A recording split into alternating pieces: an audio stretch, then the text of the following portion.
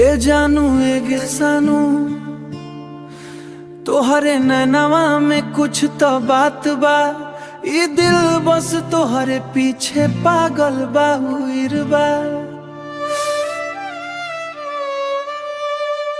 जब तू हंस के देखेलू दिलवा धड़क जाए हो रिलू। तोहरे प्यार वाला जादू दिन रात सताए छियो।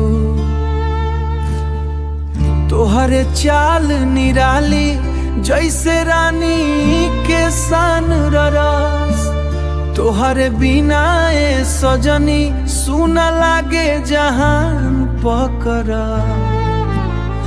तोहरे नैनवा के जादू दे समान दिलवा पे चल गइल रोना रे दिलवा ए पागल हो गइल हो। डीजे पे नाचब साथे है डैडू सन पूरा रात जागब थे सरुला। तू बस हाँ कर दा बाकी सब आसन बाहे टुरा। तोहरे झुमका चमके जैसे चांद सितारा छियो।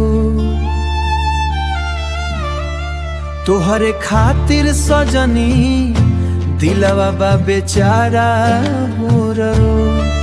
बारिश में तोहरा संग भीगे के मन करे पुरपरो। तोहरे हाथ पकड़ के दूर कहीं चले मेरा ओ जानू बोरेरो।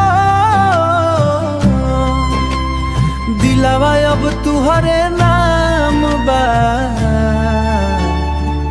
तोहरे नैनवा के जादू